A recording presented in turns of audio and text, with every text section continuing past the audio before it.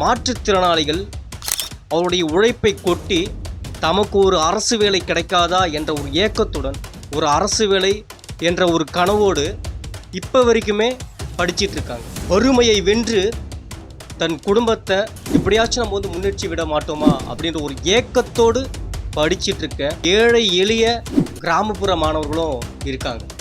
இது கரூர் சம்பவத்தில் இறந்தவர்கள் குடும்பத்தின் மீது அனுதாபப்படலாம். ஆனால் அதுக்குன்னு சொல்லிட்டு ஒரு அரசு வேலையை கொடுக்க வேணுமா அப்படின்னா இருக்குது. நீங்கள் ஜஸ்ட் லைக் தட் ஒரு 32 பேருக்கு ஒரே நாளில் அவங்க இப்போ வரைக்குமே படிச்சிருப்பாங்கன்னு தெரியாது, என்ன படிச்சிருப்பாங்கன்னு தெரியாது, எந்த தேர்வுக்கு அவங்க ப்ரிப்பேர் பண்ணியிருப்பாங்கன்னு தெரியாது, எத்தனை தேர்வுகளை அவங்க அணுகியிருப்பாங்கன்னு தெரியாது, எத்தனை தேர்வுகளை அவங்க எழுதியிருப்பாங்கன்னு தெரியாது. ஆனால் அந்த 32 பேருக்கு இப்போது அரசு வேலை என்பது ஒரு கனவு.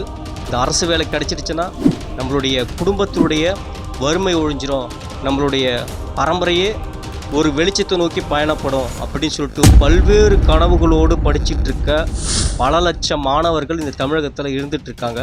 அவர்களுடைய உழைப்பை எல்லாம் உதாசீனப்படுத்துகிற வகையில் தான் இந்த நடவடிக்கை இருக்குது. இப்போ நீங்கள் கொடுத்துட்டீங்க, ஓகே. ஆனால் இனி வரும் காலங்களில் இந்த மாதிரி கருணை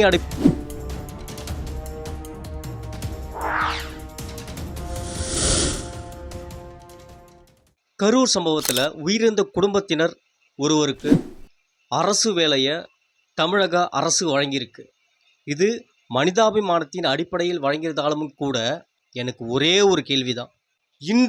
இன்று தமிழகம் முழுக்க இரவும் பகலுமாக படித்து எப்படியாச்சும் ஒரு அரசு வேலை கிடைக்காதா அப்படின்ற ஒரு ஏக்கத்துடன் லட்சோப லட்ச இளைஞர்கள் இந்த தமிழகத்தில் படிச்சிட்டு இருக்காங்க. குழந்தைகளை வளர்த்து கொண்டே அவர்களை பார்த்து கொண்டே படிக்கும் தாய்மார்களும் இந்த தமிழகத்தில் இருக்காங்க. இது எல்லாமே கடந்து மாற்றுத்திறனாளிகள் அவருடைய உழைப்பை கொட்டி தமக்கு ஒரு அரசு வேலை கிடைக்காதா என்ற ஒரு ஏக்கத்துடன் ஒரு அரசு வேலை என்ற ஒரு கனவோடு இப்போ வரைக்குமே படிச்சிட்டு இருக்காங்க. வறுமையை வென்று தன் குடும்பத்தை எப்படியாச்சும் நம்ம முன்னேற்றி விட மாட்டோமா அப்படின்ற ஒரு ஏக்கத்தோடு படிச்சிட்டு இருக்க ஏழை எளிய கிராமப்புற மாணவர்களும் இருக்காங்க. இவர்கள் அனைவருடைய பல வருட கனவு அரசு வேலை என்ற ஒற்றை நம்பிக்கை என்னவாகும்? இந்த கேள்வியெல்லாம் யாருடைய துயரத்தையும் குறைத்து மதிப்பிடுவதற்காக அல்ல. பாதிக்கப்பட்ட, அதாவது கரூர் சம்பவத்தில் உயிரிழந்த குடும்பத்திற்கு தகுந்த நிவாரணம் தேவை. அதில் எந்த ஒரு மாற்று கருத்தும் கிடையாது. அதே நேரத்தில் அரசு வேலை என்பது தகுதி, திறமை, சமமான வாய்ப்பின் அடிப்படையிலேயே கிடைக்கப்பெறணும் அப்படின்றது தான் அரசு தகுதி தேர்வுக்கு படிச்சிட்ருக்கோம் தேர்வர்களின் கேள்வியாக இருக்குது. கருணையும் வேண்டும், நீதியும் வேண்டும். இந்த இரண்டும் இணைந்தால்தான் இந்த சமூகம் சமநிலையோடு முன்னேற முடியும். அந்த குடும்ப உறுப்பினர்களுக்கு கொடுக்கப்பட்ட வேலை என்பது, அதாவது 41 பேர் இறந்தாங்க, அந்த குடும்பத்தில் சம்பந்தப்பட்ட 32 பேருக்கு அரசு வேலையை வழங்கியிருக்கு.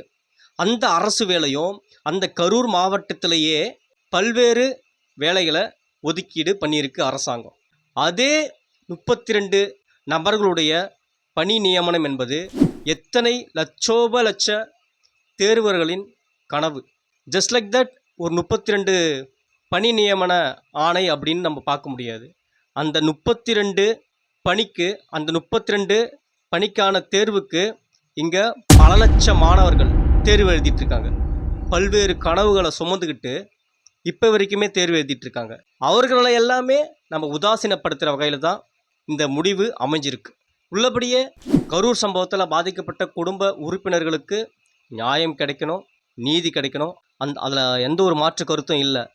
ஆனாலும் அரசு வேலை கொடுத்து தான் துயரத்தில் இருப்பவர்களை, துக்கத்தில் இருப்பவர்களை நம்ம தேற்ற முடியுமா? அப்படிலாம் கிடையாது. ஏற்கனவே தமிழக அரசு சார்பிலும் கட்சிகள் சார்பிலும் பல்வேறு நிதி உதவிகள், போதுமான நிதி உதவிகள் அந்த குடும்பங்களுக்கு கிடைக்கப்பட்டு விட்டது. ஏன்னா அரசு வேலை என்றது பல்வேறு நபர்களுடைய, பல்வேறு ஏழை எளிய மாணவர்களுடைய, பல்வேறு குழந்தைகளை சுமந்து வளர்த்தெடுக்கக்கூடிய தாய்மார்களின் ஒரு கனவாக இருக்குது. இது எல்லாவற்றையும் கடந்து மாற்றுத்திறனாளிகளுடைய கனவாக அரசு வேலை என்பது இருக்குது. நீங்கள் ஜஸ்ட் லைக் தட் ஒரு 32 பேருக்கு ஒரே நாளில் அவங்க இப்போ வரைக்குமே படிச்சிருப்பாங்கன்னு தெரியாது, என்ன படிச்சிருப்பாங்கன்னு தெரியாது, எந்த தேர்வுக்கு அவங்க ப்ரிப்பேர் பண்ணியிருப்பாங்கன்னு தெரியாது, எத்தனை தேர்வுகளை அவங்க அணுகியிருப்பாங்கன்னு தெரியாது, எத்தனை தேர்வுகளை அவங்க எழுதியிருப்பாங்கன்னு தெரியாது. ஆனால் அந்த 32 பேருக்கு இப்போது அரசு வேலை. அதுலேயும் குறிப்பாக ஒரு நண்பர் சொல்லியிருந்தார். முன்னாடி வந்து கேட்டிருப்பாங்க போல் அவர்கிட்ட, இந்த மாதிரி அரசு வேலை வேணுமா அப்படின்னு சொல்லிட்டு. ஏன்னா அவங்க குடும்பத்தில் அவங்க தங்கச்சி வந்து இறந்துருக்காங்க. அந்த நம்பரும் நான் வந்து பெங்களூரில் வேலை பார்த்துட்ருக்கேன், ஸோ அதனால் இந்த அரசு வேலை எனக்கு வேணாம் அப்படின்னு சொல்லிட்டு நிராகரிச்சிருக்காரு. ஆனால் இப்போ வந்து அதே நபர் விஜய் அவர்களை மீட் பண்ணி அவங்க குடும்பத்தார்களும் அவருடைய உற்றார் உறவினர்களும் சொன்னதாகவும், அதாவது அரசு வேலை முக்கியம் வாழ்க்கைக்கு அப்படின்னு சொன்னதாகவும், அவர் வந்து இப்போ வந்து எனக்கு வந்து அரசு வேலை திரும்பவும் வேணும் அப்படின்னு சொல்லிட்டு விஜய் அணுகி கோரிக்கை வச்சுருக்காரு.